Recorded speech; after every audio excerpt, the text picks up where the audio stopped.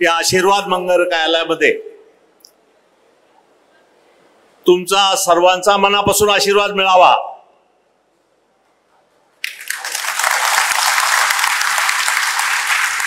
याकरता आयोजित केलेल्या कार्यकर्ता मेळाव्यामध्ये माझ्या परिवारातले सर्व कौटुंबिक सदस्य रवी, विजू, रोहित, हेमंत आणि माझ्या विस्तारित परिवारातले सर्व सदस्य, हे कुटुंबाचं झालं, हा परिवार आहे माझा, विस्तारित परिवार आहे. कारण मी कधी कुठल्या जातीच्या धर्माला समोर ठेवून गेल्या 50 वर्षामध्ये कुठली गोष्ट साधायचा कधी प्रयत्न केला नाही. नाहीतरी जातीचं नाव घेऊन हाय तरी तिली किती, आमचे घर हुडकावं लागते तेल्याचे कुठं गावात आहे का, एखादं घर चुकून सापडतं. आणि त्यामुळं आपल्या सगळ्याच्या जाती धर्माला बरोबर घेऊन जाऊ काकू नानापासून जो राजकीय आणि सामाजिक प्रवास आम्ही केलेला आहे त्याचे आपण सर्व साक्षीदार आहात. सुदैवानं निसर्गाचं ह्यावेळेस अनुकूल आपल्याला परिमाण लाभलंय. कधी नव्हे ते मृगाचं नक्षत्र बरसलं, कधी नव्हे ते वेळेवर पेरण्या आल्या आणि आता पुढे पेरते व्हा, शेतात नव्हे मनात पेरते व्हा. आता औरंगाबाद ते सोलापूर नेहमी मृगाचं नक्षत्र कोरडं जातं आणि दुष्काळ तर आपल्या 5वीला पुजलाय. तो हे वर्ष चांगलं आहे, निसर्गानुकूल आहे, पेरण्या वेळेवर झाल्या, फक्त पाण्याचं साठवण वेळेवर झालं नाही. होईल मोठं भविष्यामध्ये, सुदीन सगळ्या आपल्याला भविष्यात येतील ही अपेक्षा व्यक्त करतो. आणि निवडणुका नुकत्याच झाल्यात लोकसभेच्या, नुसत्या आपल्या भारतात आणि हिंदुस्थान निवडणुका आल्या नाही, हा लोकशाहीचा उत्सव साजरा केला नाही, तर जगामध्ये 40 देशात निवडणुका आहेत ह्या वर्षात. 40 देशामध्ये, अमेरिका असेल, इंग्लंड असेल, आफ्रिकन कंट्रीज तर लोकशाही मानतात. अशा 40 देशामध्ये हे लोकशाहीचं पर्व साजरं होत आहे. आणि लोकशाही ही कुस्ती आहे, राजकीय कुस्ती आहे. याच्यामध्ये यश अपयश, जय पराजय हे तर चालूच असतं. मी पडलो, काकू अनेक पडले, अनेक निवडून आले, पण पडल्यानं खचून जायचं नाही आणि विजयानं हुरळून जायचं नाही. हा वसा आणि वारसा सातत्यानं आपण जोपासलाय. ताकदीनं निर्धारानं पुढे जायचं.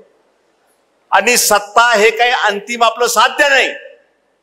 सत्ता मिळाली, खुर्ची मिळाली की त्या माध्यमातून जगाचं भलं आणि सगळ्यांचं भलं करायच्या ऐवजी आपलं वैयक्तिक कसं भलं होईल, वसुली आणि टोल कसा सुरू होईल, आणि सार्वजनिक कामातनं आपली प्राप्ती कशी होईल, हा सगळा जो नूर आता पालटलेला आहे त्याला जर आवर घालायचं असेल, त्याला जर नियंत्रण ठेवायचं असेल, तर मला वाटतं पुढचे 100 दिवस नुसती विधानसभा, नुसती बीडची विधानसभा नाही, जिल्ह्यातल्या विधानसभा, राज्यातल्या काही विधानसभा ज्या ठिकाणी आपलं संबंध आहे, ज्या ठिकाणी आपण मदत केलेली आहे, ज्या ठिकाणी पोटेन्शियल कॅन्डिडेट्स आहेत, त्या ठिकाणी आपल्याला आखणी आणि बांधणी जुळणी नुसती विधानसभेची नव्हे, जिल्हा परिषद,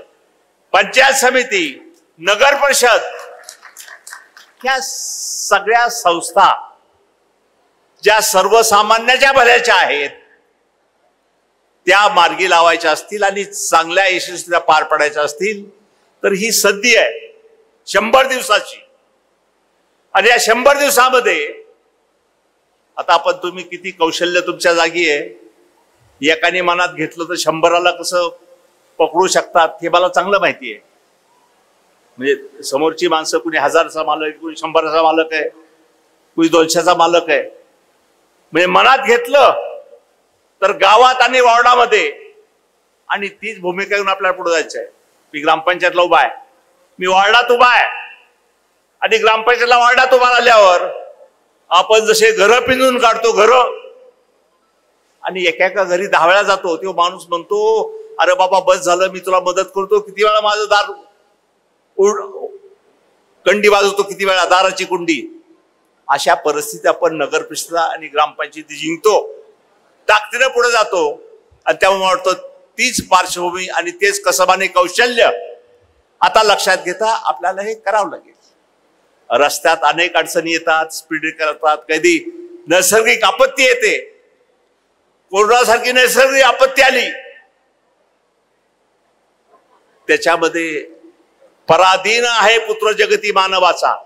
म्हणजे किती आपण Chandrayaan-3 जरी चंद्रावर उतरलं तरी आपण कुठंतरी कमी असतो, कुठतरी कमी पडतो, आणि निसर्ग आपला भारी पडतो. हे कोरोनामध्ये आपण पाहिलं. अशा आपत्तीच्या वेळेस, अशा नैसर्गिक आपत्तीच्या वेळेस कोण आपल्या मदतीला आलं, कोण दारात गेलं, कुणी अँब्युलन्स फिरवल्या. आता शिवाजी इथं बसलाय जाधव, किती वेळा अँब्युलन्स त्याच्या गेल्या, किती वेळा पोहोचवल्या. मुसलमान लोकांना अंत्यविधी करण्याकरता त्यांची जमीन नव्हती, तकिया मस्जिदमध्ये एवढ्या डेड बॉडीज यायच्या, एवढ्या डेड बॉडीज यायच्या कोरोनामध्ये. आणि त्यावेळेस आपण तकिया मस्जिदमध्ये 2 एकर जमीन त्याला मोफत उपलब्ध करून दिली. दर्गा वाढवावा, कब्रस्तान दफनस्थान वाढवावं. म्हणजे धर्मान जातीचं नाव बोलत नाही, परंतु शेवटी प्रत्येकाला सुखानं जीवन जगण्याचा अधिकार आहे. पण अंत्यकाळी त्यांना निरोप देताना त्यांनाही सर्व आप्तेजनाला, आपल्या मित्रपरिवाराला, कुटुंबाला त्या ठिकाणी उपस्थित राहावा यावं, यासाठी अनेक गोष्टी केल्या. कोरोनामध्ये आपण होमिओपॅथीचं औषध वाटलं, दारोदार जाऊन किराणा वाटला, घरोघरी मदत केली. आणि मला तर आठवतं, मी 4-5 नावं घेतली तर अतिशक्ती होणार नाही. वाघेच्या दाडातनं ती, आता शेळके सामनापूरचा आहे का इथं, हा हे शेळके, कल्याण खांडे आपल्या, आणि इंगळे, हे कल्याण आणि ते इंगळे, अहो हे जायच्या बेतात होते. तिथून मला दररोज फोन करायचे, आम्ही चाललो आता अर्बनवर, तुम्ही जात नाहीत, रेमडिसिव्हिर किती पाहिजे ते देतो आणून, पण तुम्ही मन खचू देऊ नका, मनाने खचू नका. अर्धे माणसं मनाने खचून गेले, कोरोनात जे गेले घाबरून गेले. परंतु त्यावेळेस मनाची उभारी आणि धीर द्यायला आपला माणूस लागतो. आणि मला आनंद या गोष्टीचा की आपण खारीचा वाटा या सगळ्या प्रक्रियेत उचलला. म्हणजे नैसर्गिक आपत्ती असेल, विकासाच्या योजना असतील, त्या अनेक विकासाच्या योजना, ज्याची नावं घेतली तर अर्धा 1 तास जाईल पुन्हा आपला. पहिल्यापासून जर पाडा वाचला, नुसतं मतदारसंघा नव्हे, या डोंगरात, वडवणीच्या दारूच्या डोंगरात काही नेत्याबरोबर मी हेलिकॉप्टर जात होतो. आणि ज्यावेळेस वरनं हेलिकॉप्टर गेलं दारूच्या रस्त्याने, त्यावेळेस त्यांनी खाली बघितलं, अरे म्हणजे एवढ्या पाण्याचं साठवण कसं काय, सगळं हिरवच दिसतं इथं. म्हणलं हा डोंगर होता अख्खा, दारूचा अख्खा डोंगर होता, त्याच्यामध्ये 7 मोठे साठवण तलाव, आणि त्याच्यावर ऊस, आणि हातातला कोयता कायमचा घालवायचा, आणि कोयतेदाराला ऊस बागायतदार करायचं काम. हे आपण खारीचा वाटा उचलून केलं, हे त्यावेळेस लक्षात येतं. आणि मला वाटतं हे अनेक पिढ्या करताय, एका पिढी करता नाही. हे काळ्याची तहान भागवायची असेल तर एका पिढी करता हे काम नाही. आणि यामुळे मी सांगतो प्रकर्षण या ठिकाणी की समुद्राचं वाहतं पाणी, समुद्राचं वाहतं पाणी अप्पर वैतरणा म्हणून प्रकल्प आहे कोकणात, आणि अप्पर वैतरणातून पाणी उचलून इगतपुरी जवळ आणायचं, आणि इगतपुरी जवळ आणून उताराने हे पाणी जायकवाडीत टाकायचा. हा महत्वाचा प्रकल्प गेल्या 5 वर्षात मी सत्तेत असताना मार्गी लावला. किंबहुना आमच्या मंत्रिमंडळाचे काही सहकारी पश्चिम महाराष्ट्रातले यांनी त्यावेळेस माझ्यावर टीका टिप्पणी केली की काय घेऊन बसला, म्हणजे कुठून पाणी येणार आणि कसं, आम्ही कसं येऊ देणार पाणी वरनं खाली, आमचा हक्क आहे पाण्यावर. मी म्हणलं नाही, जायकवाडी 65% भरल त्याच्याच वर पाणी तुम्ही पाटाला फिरू शकता, नाही तर पाणी फिरू शकत नाही. यावर अनेक वाद झाले. पण शेवटी मराठवाड्याची तहान, कृष्णा खोऱ्यातून पाणी आणणं, इकडनं जामखेड, आष्टी आणि वरच्या भागात फिरवणं, आणि समुद्राचं वाहून जाणारं पाणी 100 TMC पाणी, 100 म्हणजे जायकवाडीची जेवढी क्षमता आहे तेवढं पाणी समुद्राचं वाहून जाणारं, कुणाच्या हक्काचं नाही, कुणाच्या वाटा मागत नाही आपण, जे समुद्राला मिळणारं पाणी आहे. तुम्हाला वाटत असेल हे काय स्वप्न आहे, काय सांगतात, कसं होणार आहे? 22,000 कोटी रुपयाचा हा प्रकल्प, त्याला तत्वता मान्यता मी मंत्रिमंडळात असताना राज्य सरकारकडनं घेतली. सर्वेक्षण झालं, त्याला अंतिम मान्यता मिळाली. आणि मग असे प्रकल्प ताकदीनं राबवायचे असतील, ठीक आहे, एखादी नोकरी, एखाद्या गावात शिक्षणाचा प्रश्न असेल, आरोग्याचा प्रश्न असला, आपण केले. इथं 300 खाटाचा दवाखाना नवीन घेतला, बांधलाय आपण सिव्हिल हॉस्पिटल बाजूला. तो हे होणं शक्य. अहो, ही दवाखान्याची जमीन, जे 300 खाटाचं हॉस्पिटल आता बांधलं जात आहे, ती जमीन मिळायला मला 1.5 वर्ष लागले.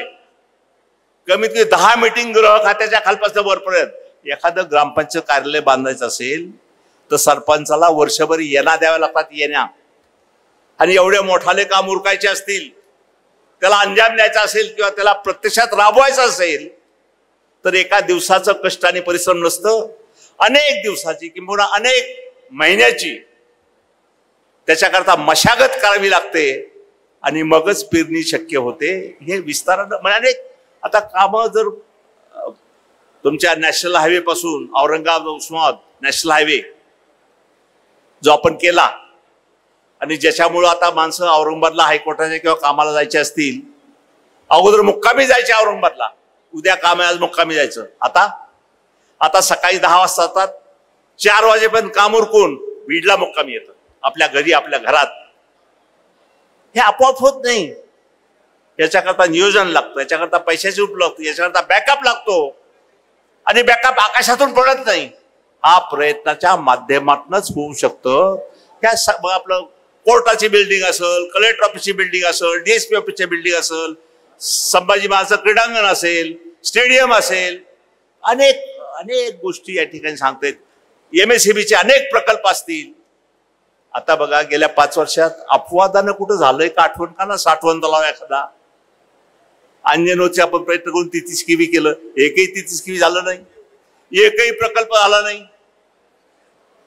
चालू काय, योजना काय चालू आहेत? आणि मला वाटतं की सोपं झालंय. जातीपातीचं, धर्माचं राजकारण घेतलं, नावं घेतले की आपोआप थोडस जमतं, दुगदुगी येते आणि पुढे जायला मिळतं. हे चित्र आपण पाहतो. आणि त्यामुळे मला वाटतं की मला विस्तारानं बोलला, माझ्याकडं कामाचं मी मुद्दाम यादी काढून ठेवली, किती TTC केलेत, कुठं आपण हायस्कूलच्या बिल्डिंग बांधल्यात, कुठं तलाव केलेत, किती लोकांना नोकऱ्या दिल्यात, किती लोकांना शिक्षणाच्या सोयी केल्यात. म्हणजे अनेक योजना आपण केल्या आहेत, अनेक योजना भविष्यात आपल्याला करायच्या आहेत, त्याला आकार द्यायचा आहे, त्याला रूप द्यायचंय. तो एकच गोष्ट, आता बोरखेड भागात जे आता पवन चक्क्या व्हायल्यात, आलं का कुणी? बोरखेडचं साठे कुणी आलेत का? हा, हे साठे पुण्याला असतो, दिनेश साठे आलाय का? हा, हे पुण्याला असतो. आणि पवन चक्क्या हे आता बीड जिल्ह्यात जाळं विणलं जाते पवन चक्क्याचं. म्हणजे त्यातनं वीज निर्मिती होते नैसर्गिक साधनावर, कोळशातून नाही, हवेवरनं. आणि पवन चक्क्याचं जाळं घाटावर आणि विशेषतः गेवराई तालुक्यातल्या गडीच्या भागात, डोंगरावर आता विणलं जात आहे. आणि त्यात फायदा काय? विजेची निर्मिती होते, त्याच्याबरोबरच ज्यांच्या पडीक जमिनी आहेत, करोडो जमिनी आहेत, पिकत नाहीत, त्यांना 50,000 रुपये वर्षाला भाडं मिळतंय जमिनीचं, 50 रुपये वर्षाला. आता टाटाचा सोलर प्रोजेक्ट नेकनूरला येतोय, त्याला 1200 एकर जमीन पाहिजे, 50,000 रुपये वर्षाला भाडं शेतकऱ्याला द्यायला तयार आहेत ते. म्हणजे शेवटी ह्या योजना आपण खेचून आणतो, त्याचा फायदा लोकांपर्यंत प्रत्यक्ष अप्रत्यक्ष कसा जातो हे आपण या अशा ह्यातनं आखतो. आता इथं आपला आगलावे आला असेल, सचिन आगलावे आलाय का नाशिकहून? हे बाई सचिन आगलावे, हे कुठल्या समाजाचा आहे? हे नाशिकला असतो.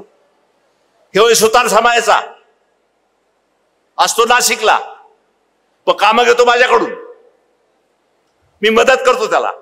दिनेश साठे असतो पुण्यात, त्यांनी सांगितलं की आपण काम, म्हणजे कसं असतं ही सोशल मीडिया आणि कनेक्टिव्हिटी ही आता एवढी वाढली, काही अडचण आली की खटकन वाचतं. आणि ट्रोलिंग आणि स्क्रोलिंग, म्हणजे मीडियावर पाहिलं की लगेच टीका टिप्पणी करायची, लगेच डाचायचं, हे तर आता सुरू झालंय. स्क्रोलिंग पण सुरू आहे.